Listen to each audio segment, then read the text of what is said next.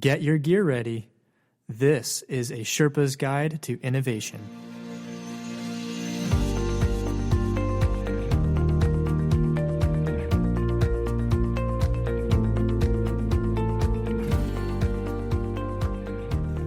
Welcome to a Sherpa's Guide to Innovation, a podcast dedicated to guiding you along your innovation expedition.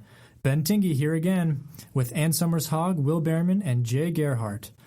Ready to talk about jobs to be done theory? You bet. Definitely. Greetings, Benjamin. Well, I've been looking forward to this episode ever since we decided to do a podcast. On our previous episode, we addressed the tech elephants in the room, Amazon, Google, and Apple, and their intentions to move into the healthcare space. Today, we're getting down to brass tacks, the fundamentals of jobs to be done theory, something we've alluded to on previous episodes and which we'll continue to discuss in future episodes.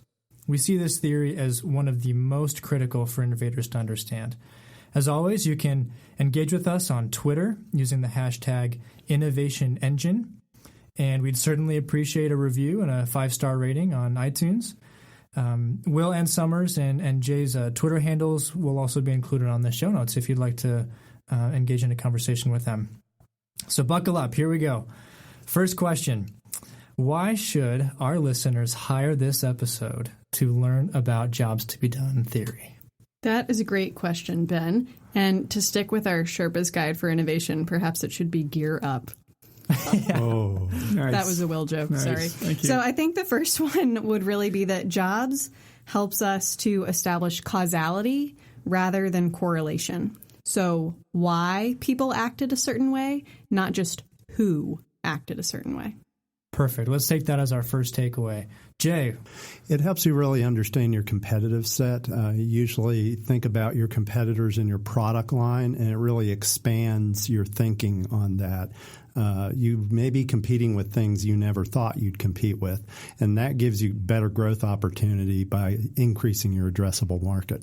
Wow. Awesome. Will, number 3. Yeah, I think what I like most about jobs to be done theory is kind of a correlation of what Ann Summers said, but it deals with action, whereas a lot of other customer discovery methods may talk about what people might do in a situation or, what might drive them to something. This deals with what caused action in the past and how can we create the conditions to cause action in the future for other people.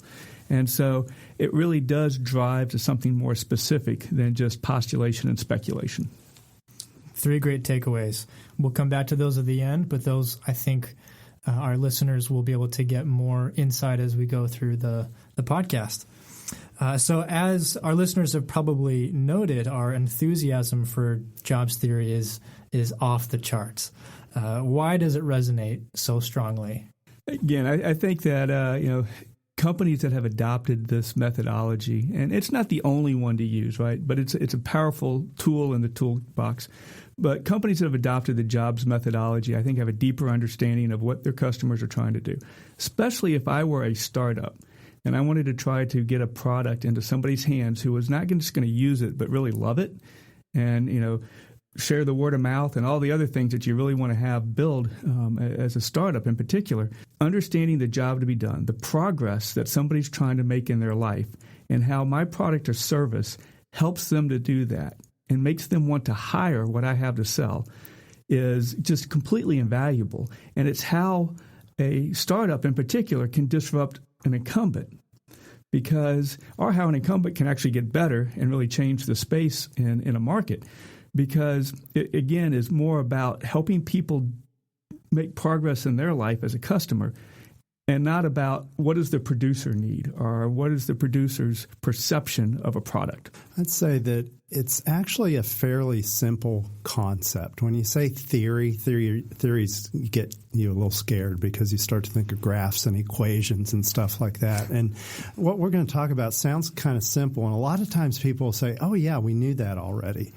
but really it gives you a language, it gives you a lens, and it's kind of a mindset where now that we've learned it, I mean, you three know it's like you don't ever think about a purchase the same again. No. And you honestly start to analyze yourself, the purchases of your family members, and then you drive them crazy. But it's once you get it, it sticks with you, and it really changes the way you look at a lot of your decisions.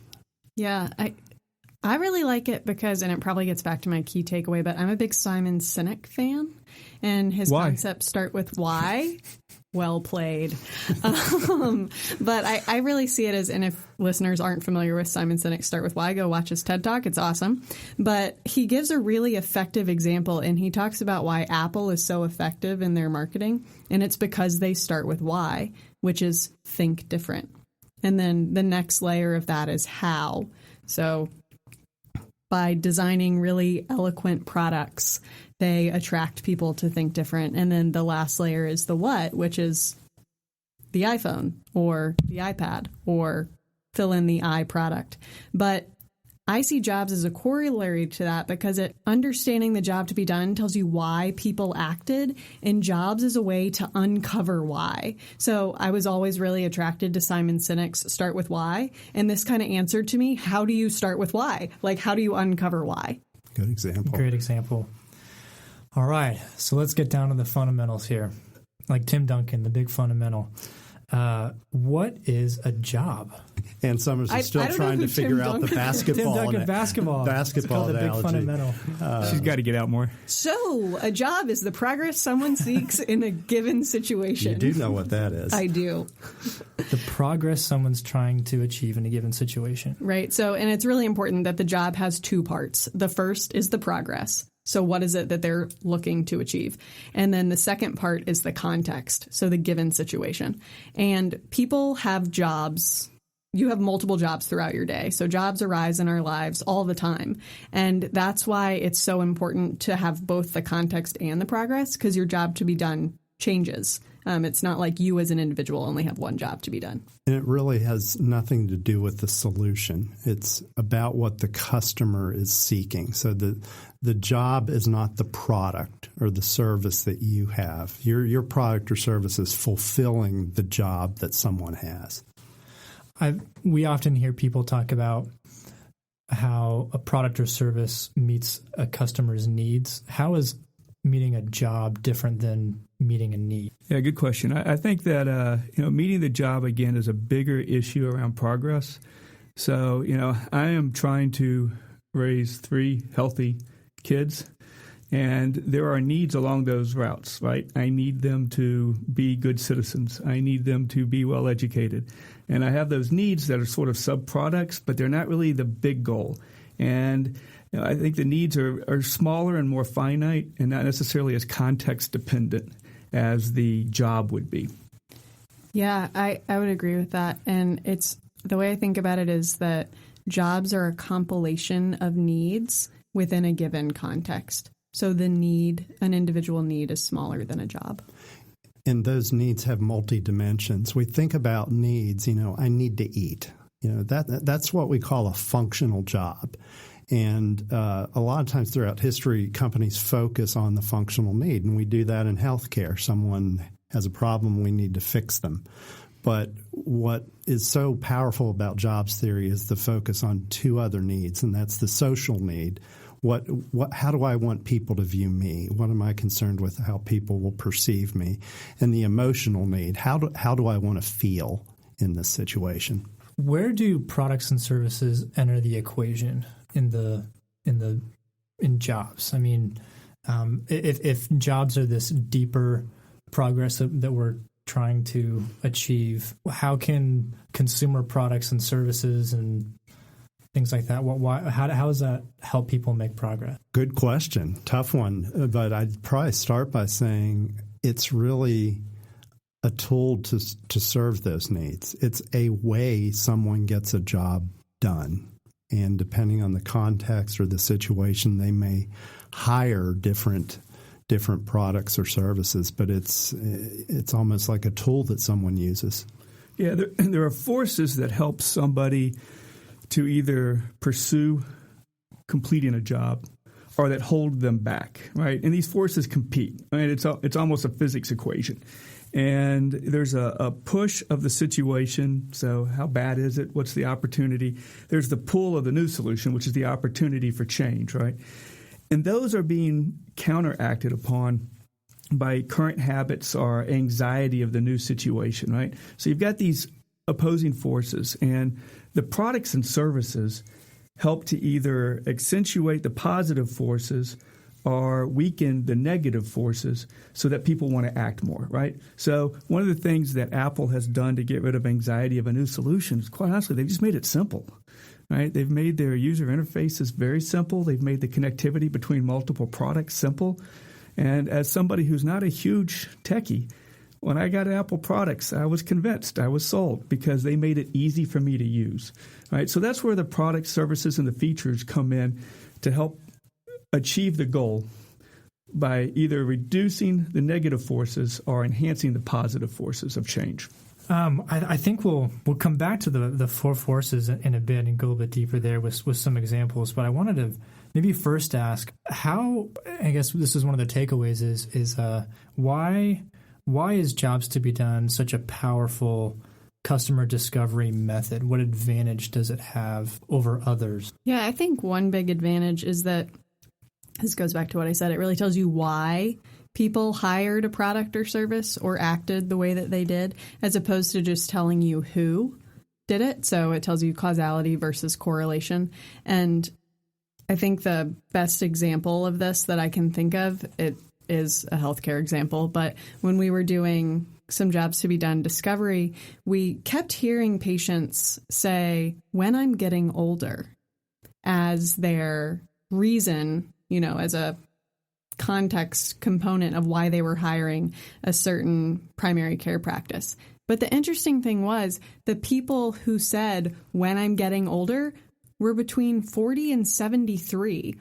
No marketer who was buying, ad space based off of demographics would have targeted a bucket of 40 to 73. So it was about the job. When I'm getting older, help me too so I can. So they were, if I just knew who, I wouldn't have been able to speak to them in their language. But because I knew why, it was much easier to target them with the right product or service. Because age and demographics aren't a reason. They're not. It's not a context, right? The context is what somebody's doing in their life and where they are in their life, not necessarily their age. Exactly. I absolutely love that example. I'd also make a tie-in here. In later episodes, we'll start to get into design thinking, and I think there's a fantastic tie-in between Jobs to be Done discovery and the insights you get, and human-centered design. Because human-centered design, the first step is empathy. Walk in someone's shoes and care about their life.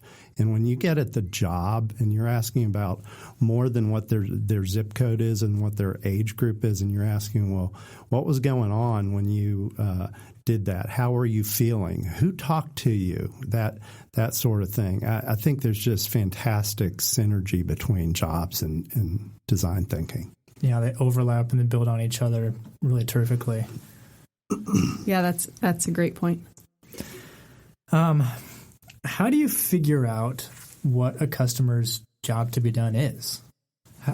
You can try to design for it and create products and services for it, but how do you figure out what is your job, customer? Yeah, and I think that gets back to what both Jay and Will were saying earlier, which is, to Will's point, to understand what causes people to act, you have to know how they've acted in the past. And so it's really essential to interview customers who have exhibited the behavior or made the hiring or firing decision that you're looking for. It's important to interview them. And you also want there to be a recency effect. So people can't necessarily remember what they did a year ago or why they did something a year ago. So you want to talk to people who've made a hiring or firing decision in the last 90 days. I would say as you do that, you also look for where people struggle. You're searching for struggling moments. And as you do that, really, and we learned the interviewing from Bob Mesta, the Rewired Group. And you get at the timeline, and Will started talking about what we call the forces of progress, pushes, pulls, habits, and anxieties. And that's kind of your interview guide. You talk to somebody, take them back in time, and you uncover what those struggling moments are. Yeah, and what are the triggers that help somebody overcome those struggling moments? And then how do you create a process, a product, or a service, an experience, really, that enables them to overcome those struggling moments and when those triggers occur, and help them based on how they're thinking, not how the producer of a good or service is thinking, right? So in our case in healthcare, it's how does the customer, the patient, what are they thinking at the time that they have a need? Not our need for, privacy and confidentiality and speed and efficiency. Those aren't the things that the customer's thinking of. So we get at their thinking, their mindset, their progress and timeline, really, and how these forces are affected by their thinking over time. Yeah, true consumer centricity. Exactly. That's great. Well, let's get into some examples. And I alluded to this in a previous episode that we're going to ask Jay about why he decided to hire Twitter. So maybe using some of the concepts that we've talked about, Jay, I'll ask you, why did you hire Twitter? Sure. What was your job? And this is kind of an example I told you earlier. Once you learn this, once you see it, you can't unsee it. So this is kind of why I wake up in the middle of the night on a weekend and start thinking about applying the forces of progress to why I hired Twitter, and then feel compelled to write about it. I'm not really sure what that says about me. But, in thinking through it, about 18 months or so ago, I had almost no social media presence, really a little bit of LinkedIn. Facebook, I did not have a job to do that Facebook was going to do in terms of, putting everything that I'm doing in my life and seeing everything that others are doing. I didn't have that. I had a push, a colleague telling me to get on Instagram. You could, I know you're a big Rush fan. Go look at Geddy Lee's pictures on Instagram. I'm like, again, I don't have a job for that. And Ann Summers is looking at me. It's like, now we've made another reference, old guy reference. Who's Rush? That who's I didn't who's say Rush? anything. But so those, there wasn't a pull. There was not a pull of Facebook. There was not a push of Instagram. But then the context was, as I was starting to my job was really kind of shifting and getting more into innovation. Is really before I joined Innovation Engine. I start working with Will and Ann Summers. They're introducing me to jobs to be done theory. I want to learn about that. I want to learn about design thinking. And it's like, how do you do that? So I'm listening to Bob Mesta's podcasts, hear him talking about Twitter, and I finally kind of get into this, and I find out it's a place that you can go to really learn about topics, people that you're interested in, find people with common interests. And I had anxiety doing it. Again, I'm not a social media person. Setting up a profile, tweeting out things. It's like when you hit tweet the first time and you've never done it, and you know that it's going out there, you don't really realize, well, you have like one follower, so no one's going to see it. But it still creates anxiety. But, after I used it, it turned out to be such a great place of content. It's like actually the first thing I did is I get into Will and Ann Summers, who they're following. These are people who are interested in things that I want to learn from. So I start from there, and then it just kind of cascades. And, so it's really, my context is when I'm kind of undergoing a career shift and I really want to learn new things, help me find that relevant content so I can kind of shift my thinking and learn things. I could have hired Google. That's like needle in a haystack. Twitter kind of helped filter it down a little bit. One thing too, I'll say just from having seen Jay go through this transition and progress, he's also very interactive on Twitter. And so what I think why it's worked for Jay and what I've learned from him about how to better, use Twitter for my job to be done is just put yourself out there, ask questions, dialogue with people, get engaged around topics and understand them even deeper than, what people just push out to you. And I think that's been where I've kind of picked up from Jay and taken off and really learned better how to use Twitter and how to engage in it. So I use it for fly fishing too. So it's not just work related, but yeah, there's a whole social element. There's more of a, once I'm getting to a certain age, it's like, help me feel relevant, and feel That's like I'm important. making an impact. And the way you can reach out and connect to people that you would never otherwise have before Twitter was here is really amazing. The access to leading experts on any topic is just incredible. So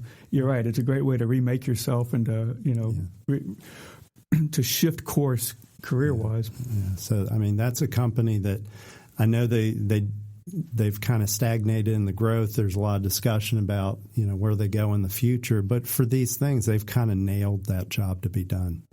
Yeah, even this millennial has learned a ton from Jay. And I think as millennials, we approach social media in a very passive, reactive type of way where we're much more of a consumer type. But I think Jay approaches it as a producer and as a more of a creator and is more proactive in pushing out content and engaging and creating conversations and dialogue. Yeah, I feel like on a weekly basis, Jay will stop by and say who he had just had a dialogue with on Twitter. And I'm always really impressed by it. And I think you really hit at it that millennials do tend to be a lot more reactive to social media as opposed to, I don't know, this conversation's made me think I may need to reassess how I hire Twitter. Well, this is a great example, great discussion. I'll open it up. What other examples maybe in your I don't want to get too personal, but just in your lives as customers, as people, what are some of the jobs that you have identified in your life, and how have you applied some of these theories It really has become personal for myself and my wife in the fact that we have 3 kids, very active schedules. They've got a lot of activities, usually in multiple states on a weekend. And so we have a discussion around the job to be done almost on a weekly basis for that upcoming week. So as Ann Summers, really stressed early on, it's about context. And so each week we really have a different context in our family's life. And so a lot of times this is the framework we'll have discussions around of what are we going to do this weekend. Sometimes it's just how are we going to survive and manage logistics to get everybody to where they need to be. But after a couple of weeks of those, our context tends to change. And we need to spend some time together. And if we don't make a conscious effort and have a conscious dialogue around it, then we're going to stay in the rut that we're in. And the primary difference between a rut and a grave are The dimensions. Exactly. And so, and the forces of habit will take over. And so it's through this type of discussion and language that we realize, okay, this is a weekend we need to be together. So bar none, we're carving out a bit of time. So anyway, it's been a great platform for the type of dialogue that we need in order to really just make sure we stay together properly as a family. Great example. This probably won't come as a surprise since we've already mentioned that I don't really know many references to modern day culture or that I don't get out much.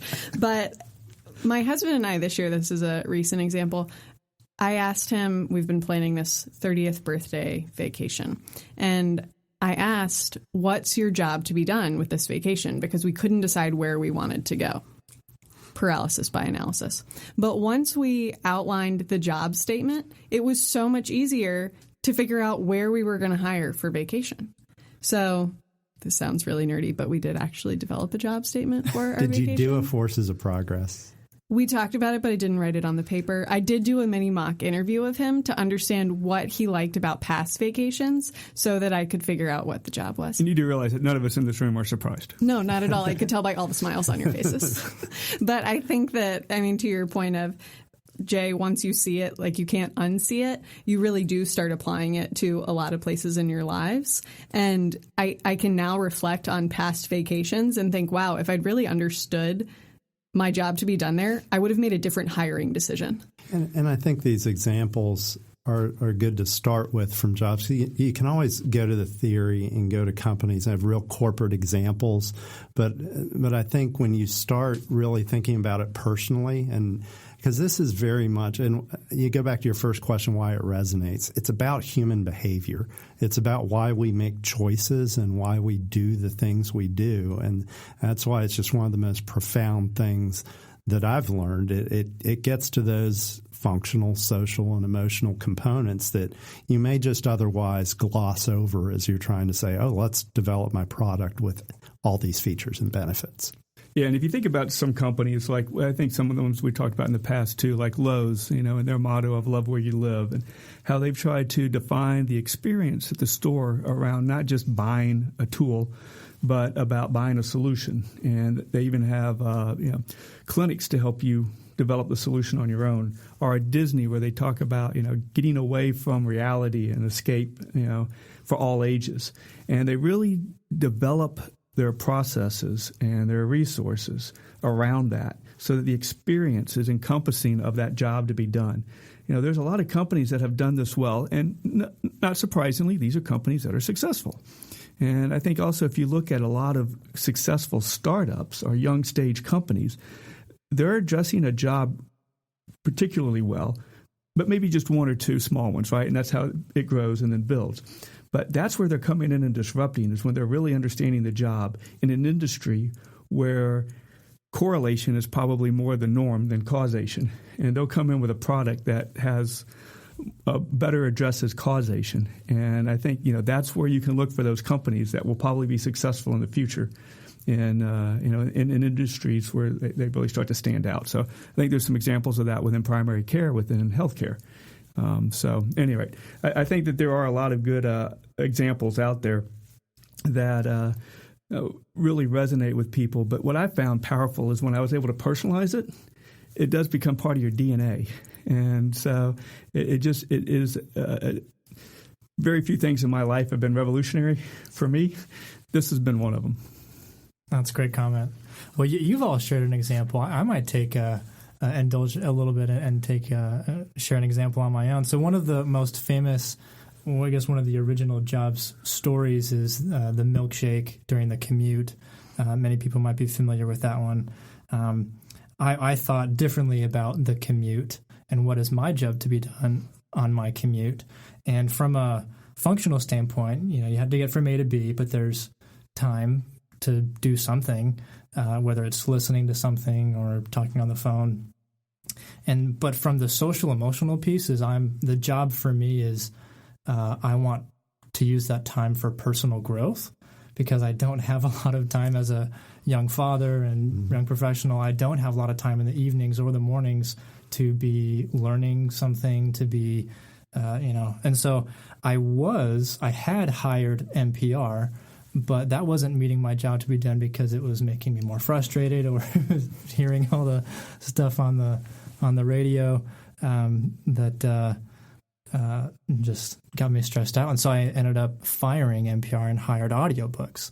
And that's been an awesome use for my commute that has met my job to be done of personal growth. And so that's... And I like that, because the examples I think all of us have given are things where once we realized what we were trying to accomplish and the progress we were trying to make, we took deliberate action to, in almost every case, to move away from what we were doing in the past, because we understood what was going to make progress for us, what was going to make us happy, what was going to get us where we needed to be. And that's what I really like about the jobs. It's not like, I just happenstanced upon something. I made a deliberate action.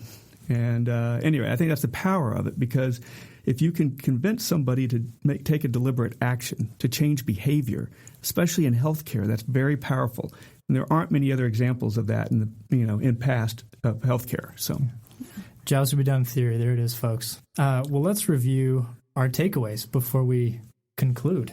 Ann Summers. Yeah, and I think to reiterate my takeaway, it's the job helps us establish causality rather than correlation. So why people acted and not just who. And I'm going to use an example based off of your commute one. So if you just targeted people based off of who, we're in the same age bracket, people might think we would hire the same thing for our commute. But we don't, because I had a different job to be done around making my commute as short as possible. So it's all about why, not who. Yeah, very good. Next takeaway. Yeah, I think mine was about the competitive set. I don't think we went as deep on this one. I think we likely will in the next episode about if you understand the job, you really uncover a lot more competitors. If you think about all those different things you could hire on that commute, or as I tried to learn, I could hire, I could go back to school. I mean, Twitter competing with a second degree. And the third thing that I want to bring up as a takeaway again is that jobs is about action. It's about what has led to people creating certain actions in the past, and how can you create the processes and experience that can cause action in the future. So it's not just about speculation, but it's about creating action. Well, Ann Summers, Jay Will, thank you for your insights on this important theory. You've helped me gain a deeper understanding. Join us for our next episode as we apply jobs to be done theory to healthcare. And even though you may not work in healthcare, we think that you'll learn loads about how the theory plays out in practice. This is Ben Tingey. Thanks for listening.